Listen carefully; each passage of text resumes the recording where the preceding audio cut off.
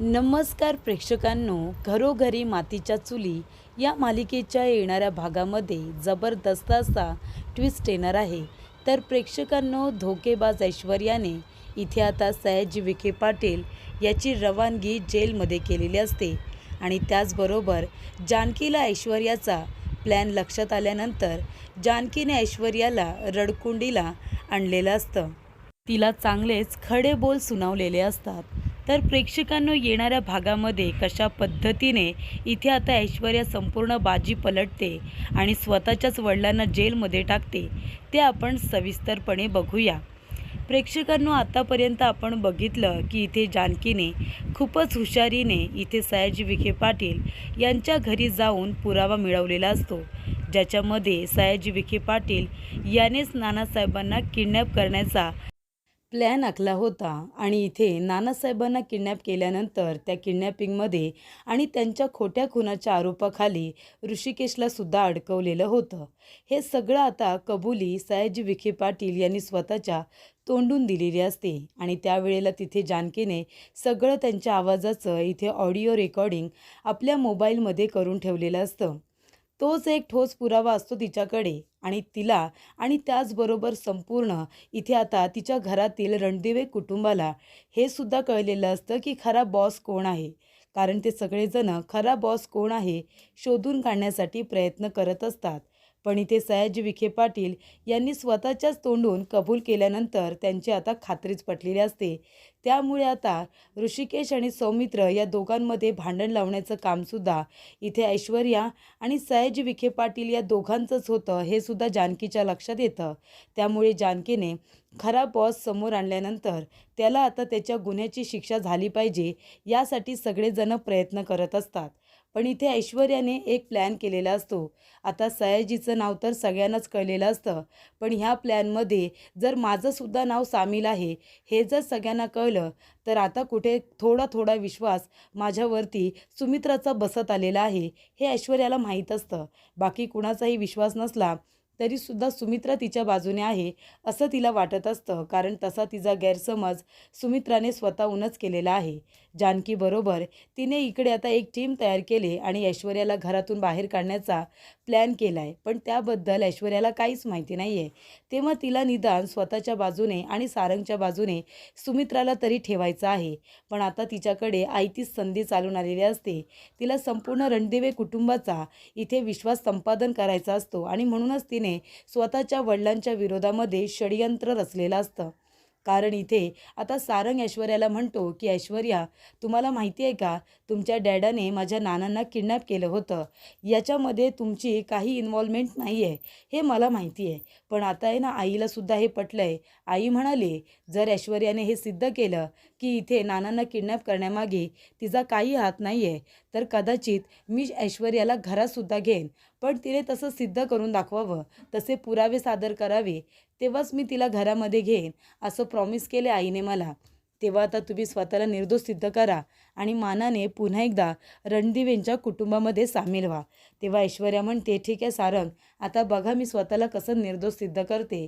आणि इथे संपूर्ण रणदिवे यांनी सयाजी विखे पाटीलला अरेस्ट करायला तर लावलेलीच असते, त्याच्या विरुद्ध गुन्हा दाखल केलेलाच असतो, पण आता कोर्टामध्ये केस उभी राहते।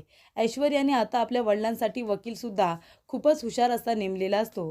तर इकडे सौमित्रच्या विरोधामध्ये बचाव पक्षाचा वकील हा खूपच जास्त हुशार असतो, म्हणजे असे काही पुरावे सादर करणार असतो ज्याच्यामुळे इथे आता सयाजी विखे पाटील हे निर्दोष आहेत हे सुद्धा सिद्ध होणार असतं। तर इथे आता प्रेक्षकांनो, नानासाहेब म्हणत असतात की मला किडनॅप करणारा सयाजीच आहे, पण आता त्याचं नाव तुम्ही ऐकलत का, तुम्ही त्यांना तिथे किडनॅपिंगच्या जागी बघितलत का, तर मला ज्या ठिकाणी किडनॅप करून ठेवलं होतं ती त्याच्या मित्राची जागा होती, ते गोडाऊन महिपतचं होतं। त्याच्यामुळे त्याच्या सांगण्यावरूनच त्याच्या मित्राने मला त्याच्या गोडाऊनमध्ये लपवून ठेवलं होतं ना। तर इथे आता त्याचे वकील आहे सयाजीचे, ते असे पेपर सादर करतात की ते गोडाऊन महिपतच्या नावावरतीच नाही आहे। त्याच्यामुळे आता ते सुद्धा झालेलं असतं की तो महिपतचा मित्र जरी असला तरीसुद्धा महिपतच्या नावावरती ते गोडाऊन नाहीच आहे। त्याच्यानंतरला इथे ऐश्वर्याने मला जिन्यावरून ढकलण्याचा प्रयत्न केला, तिने मला मारण्याचा प्रयत्न केला आहे। कसं काय, मागच्या वेळी तुम्ही कोर्टामध्ये अशी साक्ष दिली आहे की तुम्ही पाय घसरून पडलात, तुम्हाला कुणीही धक्का दिलेला नाही आहे, हे स्टेटमेंट तुमचंच आहे ना। मग त्यावेळेला तुम्ही खोटं बोललात की आता खोटं बोलताय?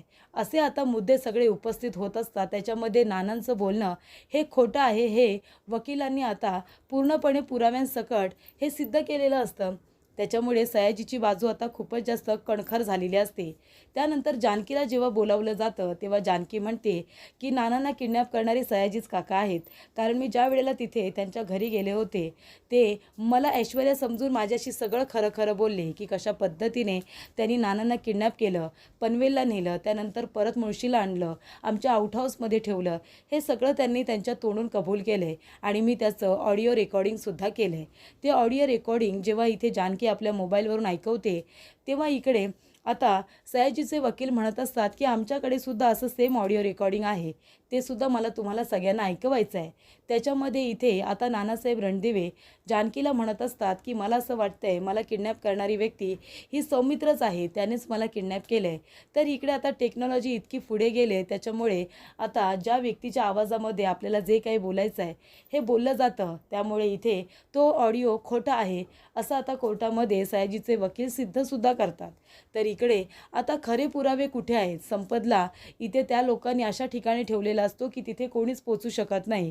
संपत मुळशी इथून कुठेतरी बाहेर पळून गेल्या असं सगळ्यांना वाटत असतं, पण संपतला सयाजीने स्वतःच्याच गोडाऊनमध्ये ठेवलेलं असतं जेणेकरून तो आता मुळशीतच आहे कोणाला कळू नये म्हणून. त्यानंतर इथे आता सयाजीने ही गोष्ट फक्त ऐश्वर्याला सांगितलेली असते आणि प्रेक्षकांनो बघा ऐश्वर्या किती स्वार्थी विचार करते. म्हणजे जरी पण ती नंतर आपल्या डॅडाला जेलमधून बाहेर काढेल, पण आता इथे सयाजीच्या वकिलांनी असे काही मुद्दे मांडलेले असतात कोर्टामध्ये ज्याच्यामुळे सयाजी विखे पाटील निर्दोष सिद्ध हा होणारच असतो, निर्दोष सिद्ध होणार असतो. कारण तसे रणदिवेंकडे ठोस पुरावे नसतात की सयाजीनेच हे काम केले. कारण का आता जो सगळ्यात मोठा पुरावा म्हणजे ऑडिओ रेकॉर्डिंग असतं तेच खोटं आहे हे सिद्ध झालेलं असतं. मग आता त्यांनी सिद्ध केलेलं असतं खोटं बोलून. कारण तसंच सेम रेकॉर्डिंग त्यांनी आता कोर्टामध्ये आणल्यामुळे ते खोटं आहे असं सिद्ध होतं. पण आता एक तरी साक्ष देणारा व्यक्ती हवा आहे ना, पण नाही संपतचा पत्ता लागत नाही गण्याचा पत्ता लागत. मग आता इकडे साक्ष कोण देणार? तर प्रेक्षकांनो इथे आता जज साहेब सयाजी विखे पाटील याला निर्दोष सिद्ध करणारच असतात. पण तेवढ्यातच प्रेक्षकांनो तिथे ऐश्वर्या संपतला घेऊन आलेली असते. कारण सयाजी विखे पाटीलने ऐश्वर्याला सांगितलेलं असतं की संपत त्यांच्या गोडाऊनमध्ये आहे. तेव्हा इकडे जेव्हा सारंग आता ऐश्वर्याला म्हणतो की तुम्ही निर्दोष आहात हे तुम्हाला सिद्ध करावं लागणार आहे, त्याच्या पाठीमागे आता ऐश्वर्याचा असा प्लॅन असतो की आता आपल्या डॅडांच्या विरोधामध्ये साक्ष द्यायची. आपल्या डॅडांच्या विरोधामध्ये मी साक्ष दिले हे आता रणदिवेंना कळलं की रणदिवेंचा माझ्यावरती विश्वास बसेल की या सगळ्या प्रकरणामध्ये मी इन्वॉल्व नाही आहे. खरं तर हे सगळं कारस्थानच ऐश्वर्याचं असतं. ऐश्वर्याच्या सांगण्यावरूनच सयाजी विखे पाटील यांनी नानासाहेबांना किडनॅप केलेलं असतं. पण ज्या वेळेला इथे जजसाहेब आता निकाल द्यायला जाणार तेवढ्यातच तिथे ऐश्वर्या आलेली असते. ऐश्वर्या गोडाऊनमध्ये जाते आणि संपतला म्हणते की माझ्याबरोबर कोर्टात यायचं आणि डॅडांच्या विरोधात साक्ष द्यायची. म्हणायचं की हे सगळं तुम्ही डॅडांच्या सांगण्यावरूनच केले, सयाजी विखे पाटील यांच्या सांगण्यावरून केले, जसं मी बोलते तसंच करा. तेव्हा संपत म्हणतो नाही नाही, सयाजी शेठने मला इथे थांबायला सांगितले, मी त्यांच्या विरोधात साक्ष कशी देऊ? तेव्हा इकडे आता ऐश्वर्या म्हणते तुम्हाला जेवढं सांगितलं आहे ना तेवढंच तुम्ही करा ना, तुमचं डोकं चालवू नका, चला माझ्याबरोबर कोर्टात. तेव्हा इकडे ऐश्वर्या म्हणते की सारंग बघितलंत ना तुम्ही, म्हणजे माझ्या डॅडाने संपतला इथे ठेवलं होतं आमच्याच गोडाऊनमध्ये आणि आता मी स्वतःला निर्दोष सिद्ध करणार आहे. मी आता आपल्या रणदिवेंच्या बाजूने साक्ष देणार आहे. तेव्हा इथे प्रेक्षकांनो आता जानकी हिला माहितीच नसतं की संपत कुठे आहे, त्याचबरोबर सारंग ऐश्वर्या कुठे गेले तिला काही माहिती नसतं कारण ती कोर्टात आलेली असते. पण ज्या वेळेला इथे आता निकाल जाहीर होणार असतो त्यावेळेला ऐश्वर्या येत्यानी म्हणते थांबा, अजून निकाल देऊ नका, कारण का एक साक्षीदार अजून बाकी आहे. तेव्हा इकडे आता संपतला ऐश्वर्या घेऊन आलेली असते. तेव्हा संपत येतो आणि त्याला आता विटनेस बॉक्समध्ये प्रश्न विचारले जातात. तेव्हा संपत इथे घाबरतो, सयाजीच्या बाजूने साक्ष द्यायला खूपच जास्त घाबरतो. पण इथे आता संपत आल्यानंतर त्याला जेव्हा प्रश्न विचारले जातात तेव्हा संपत म्हणतो की हे सगळं मी सयाजी शेठच्या सांगण्यावरून केलं होतं. त्यांनीच मला नानासाहेब रणदिवे यांना किडनॅप करून ठेवायला सांगितलं होतं, त्यांच्याच आदेशावरून हे सगळं सुरू होतं. नंतर मी ऋषिकेश आणि सौमित्र यांच्यामध्ये गैरसमज निर्माण व्हावा, त्यांचं भांडण व्हावं यासाठी सुद्धा मला सयाजी शेठने सांगितलं होतं की असा गैरसमज पसरवा की बॉस मी नाही तर सौमित्र आहे असं ऋषिकेशला कळायला हवं. कारण ऋषिकेश खरा बॉस कोण आहे त्याचा शोध घेत असतो आणि ऋषिकेशला पूर्णपणे सयाजी विखे पाटीलवरती संशय असतो. त्याच्यामुळे तो संशय त्याचा खोटा ठरावा यासाठी सयाजी विखे पाटील यांनी ऋषिकेशच्या मनामध्ये सौमित्रबद्दल मला गैरसमज निर्माण करायला सांगितला होता. मला माफ करा, हे सगळं मी त्यांच्या सांगण्यावरूनच केलं. त्यामुळे इथे आता सयाजीला खूप मोठा धक्का बसतो. सयाजी ऐश्वर्याकडे बघतच राहतो. ऐश्वर्या म्हणत असते की जज साहेब, मला सुद्धा इथे आता साक्ष द्यायची आहे की इथे संपत जे काही बोलला सगळं खरं आहे. आमच्या नानांना किडनॅप करण्याच्या मागे माझ्या डॅडांचाच हात आहे. माझ्या डॅडांनीच माझ्या सासऱ्यांना माझ्या नानांना किडनॅप केलं होतं. त्यांना इकडे आता पनवेलला नेलं होतं, महिपतच्या गोडाऊनमध्ये ठेवलं. त्यानंतर त्यांना पुन्हा मुळशीमध्ये आणलं आणि आमच्याच घराच्या आउट हाऊसमध्ये नानांना बंद करून ठेवलं होतं. पण मला याच्याबद्दल खरंच काही माहिती नव्हतं. जर मला माहिती असतं तर मी माझ्या नानांना तेव्हाच आमच्या आउट हाऊसमधून वाचवलं असतं की नाही. तेव्हा इथे आता सयाजी विखे पाटील यांना खूप मोठा धक्का बसतो. कारण का, दुसरं कोणी जर असं वागलं असतं तर त्यांना एवढं वाईट नसतं वाटलं. पण त्यांची स्वतःची मुलगी त्यांच्या विरोधात साक्ष देते आणि त्यांना या प्रकरणामध्ये अडकवते. म्हणजे सयाजी कितीही वाईट असले तरीसुद्धा आपल्या मुलीसाठी ते खूपच जास्त एकदम चांगले उत्तम पिता असतात. कारण का, ते तिच्या पाठीशी खंबीरपणे उभे राहतात, तिचे सगळे हट्ट पुरवतात, ती म्हणते तसं करतात. डॅडा, नानांना किडनॅप करायचं आहे, किडनॅप केलं. डॅडा, मी नानांना धक्का दिला, याच्यातून मला बाहेर काढा. त्यांनी बाहेर काढलं. म्हणजे प्रत्येक वेळेला सगळ्या प्लॅनमध्ये सयाजी विखे पाटील एक चांगले वडील म्हणून, म्हणजे ऐश्वर्यासाठी का होईना पण एक चांगले वडील म्हणून नेहमी तिच्या पाठीशी खंबीरपणे उभे राहिले. तिच्यासाठीच त्यांनी एवढं सगळं कारस्थान केलं. पण शेवटीला ऐश्वर्याने त्यांना अडकवलं का? स्वतःची कात्री वाचवण्यासाठी, रणदिवेच्या नजरेमध्ये निर्दोष सिद्ध होण्यासाठी. या सगळ्या प्रकरणामध्ये तिचा काही हातभार नाही आहे. आणि मग ती रणदिवेंच्या घरामध्ये इथे मानाने मिरवेल याच्यासाठी तिने आपल्याच वडिलांच्या विरोधामध्ये साक्ष देऊन त्यांना जेलमध्ये टाकलेलं असतं आणि स्वतः मात्र स्वतःला निर्दोष सिद्ध करत असते. तेव्हा इथे सयाजी विखे पाटील यांना तेव्हा कदाचित कळलं असेल की आपली मुलगी किती नालायक आहे, धोकेबाज आहे. म्हणजे स्वतःला इथे आता वाचवण्यासाठी, स्वतःला निर्दोष सिद्ध करण्यासाठी तिने बापालाच फसवलं. तेव्हा इथे आता जानकीच्या, ऐश्वर्याचा सगळा प्लॅन लक्षात आलेला असतो. सयाजी विखे पाटील यांना शिक्षा होते आणि नानासाहेब रणदिवे यांना न्याय मिळतो. तेव्हा ऐश्वर्या आता सारंगबरोबर घरी येते. तेव्हा सारंग म्हणत असतो, बघितलं तुम्ही सगळ्यांनी, ऐश्वर्याचा या सगळ्यामध्ये काही हात नाही आहे. त्यांनी स्वतःच्या डॅडाच्या विरोधात साक्ष दिले. आपल्या नानांना किडनॅप केलं म्हणून त्यांनीच सांगितलं ना, नाहीतर सयाजी काका सुटले असते. म्हणून आता ऐश्वर्या या घरची सून शोभते की नाही, त्या सून आहेत. त्यांनी काही केलेलं नाही आहे, त्याच्यामुळे त्या या घरामध्ये येऊ शकतात. तेव्हा इथे आता जानकी म्हणत असते की काय बोलताय तुम्ही सारंग भाऊजी, ही आपली कशी काय होऊ शकते? अहो, जी जन्मदात्या पित्याची होऊ शकली नाही, आपल्या डॅडाची होऊ शकली नाही, त्यांच्या विरोधात येऊन तिने साक्ष दिली. महिपतला कुठे लपवलं हे आपल्याला माहिती नव्हतं. तिच्या डॅडाने फक्त तिला सांगितलं होतं ना. तेव्हा ती गोडाऊनमधून महिपतला घेऊन आली त्यांच्या विरोधामध्ये साक्ष द्यायला. अहो, कितीही जरी वाईट असले ना सयाजी विखे पाटील, मी म्हणते सयाजी काका खूप वाईट आहेत, पण त्या आपल्या मुलीसाठी एक चांगले वडील तर होते ना. तिचे सगळे हट्ट पुरवले त्यांनी, त्या सगळ्या चुका पोटात घातल्या, तिच्या सगळ्या कारस्थानांमध्ये तिला सपोर्ट केलं, बरोबर की नाही? आणि हिने काय केलं?